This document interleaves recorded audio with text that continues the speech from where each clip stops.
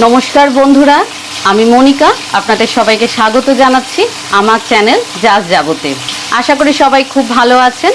आज आमी आपनादेर जोन्नो निये एसेछि कातला माछेर माथार एकटी रेसिपि। आमरा तो डाल दिए माछेर माथा दिए रान्ना करे खाई, एछाड़ा मुड़ी घंट करी, चच्चड़िते दिई, किन्तु आजके आमी करब सम्पूर्ण अन्यरकम एकटी रान्ना, माछेर माथार कषा। आमी आलू दिए এই মাছের মাথার কষাটা রান্না করব। মাছের মাথার কষা বানানোর জন্য আমি একটা বড় সাইজের কাতলা মাছের মাথা ভালো করে ধুয়ে পরিষ্কার করে নিয়েছি। এবার নুন হলুদ মাখিয়ে এটাকে খুব ভালো করে ভেজে নেব।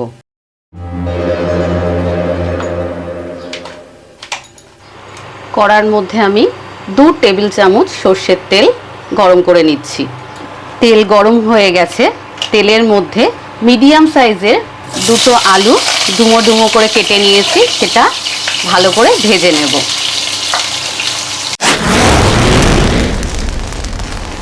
আলু ভালো করে লাল লাল করে ভেজে নিয়েছি। এবার আলুগুলো তুলে নিচ্ছি।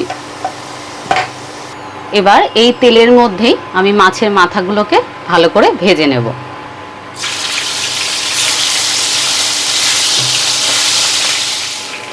মাছের মাথাগুলোকে কিন্তু খুব ভালো করে লাল লাল করে ভেজে নিতে হবে।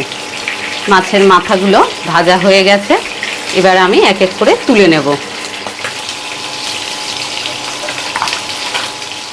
মাছের মাথা ভাজা হয়ে গেছে। কড়ার মধ্যে 2 টেবিল চামচ তেল রয়েছে, তার মধ্যে ফোড়ন দিয়ে দিচ্ছি গোটা গরম মশলা। আমি নিয়েছি এলাচ, লবঙ্গ আর দারচিনি, আর দিচ্ছি দুটো তেজপাতা। তেজপাতাটা আমি একটু দুটো টুকরো করে দিলাম।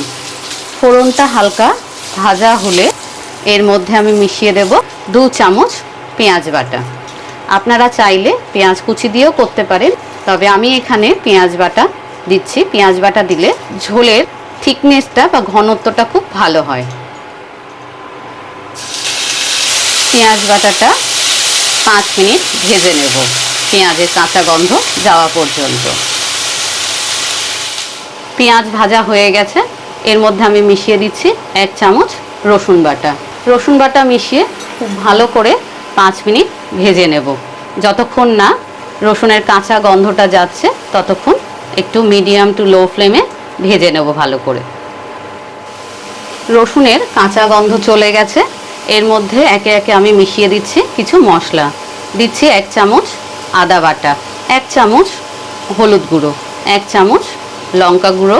লঙ্কার ক্ষেত্রে আপনারা আপনাদের পছন্দ অনুযায়ী লঙ্কার পরিমাণটা বাড়িয়ে বা কমিয়ে নেবেন। দিলাম 1/2 চামচ জিরে গুঁড়ো, দিচ্ছি 1 চামচ ধনের গুঁড়ো।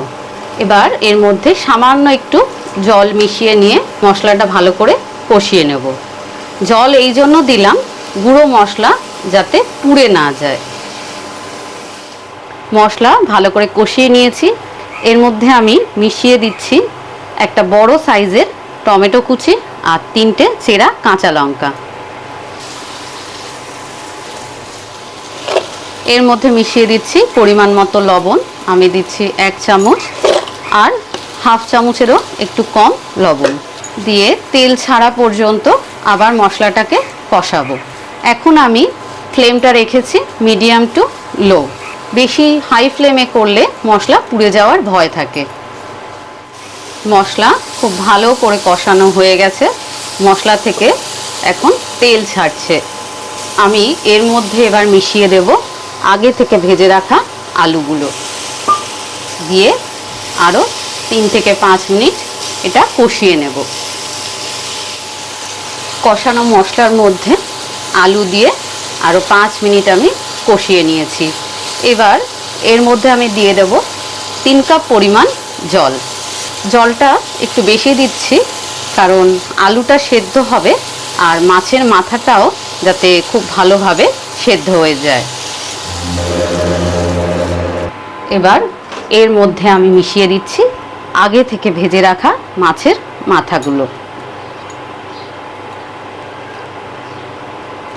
এবার ঢাকা দিয়ে মিডিয়াম টু লো আঁচে রান্নাটা আমি করব আলু সেদ্ধ হওয়া পর্যন্ত।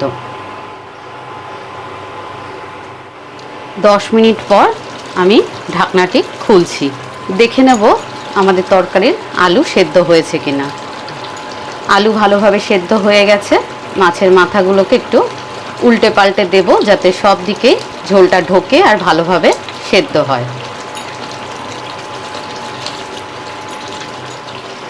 এবার এর মধ্যে মিশিয়ে দিচ্ছি সামান্য একটু গুঁড়ো গরম মশলা। গরম মশলাটা দিয়ে ভালো করে মিশিয়ে দেব যাতে তরকারির সব জায়গায় গরম মশলাটা মিশে যেতে পারে। এবার আমি ফ্লেমটা অফ করে দিচ্ছি, দিয়ে 5 মিনিট ঢাকা দিয়ে রাখবো। আমাদের আজকের রেসিপি মাছের মাথার কষা রেডি টু সার্ভ। গরম গরম ভাতের সাথে এর স্বাদ অপূর্ব। আপনাদের কাছে অনুরোধ রইল বাড়িতে অবশ্যই একবার এইভাবে মাছের মাথার কষা বানাবেন। আমার এই রেসিপিটি আপনাদের ভালো লেগে থাকলে অবশ্যই লাইক করবেন, শেয়ার করবেন আর কমেন্ট করবেন। নতুন বন্ধু যারা এখনও আমার চ্যানেল জাস্ট যাবো সাবস্ক্রাইব করেননি তাদের কাছে অনুরোধ অবশ্যই আমার চ্যানেল জাস্ট যাবো সাবস্ক্রাইব করবেন নিত্য নতুন রান্নার আপডেট পেতে। খুব তাড়াতাড়ি দেখা হবে আবার একটি নতুন রেসিপির সাথে। আজ এই পর্যন্তই, নমস্কার।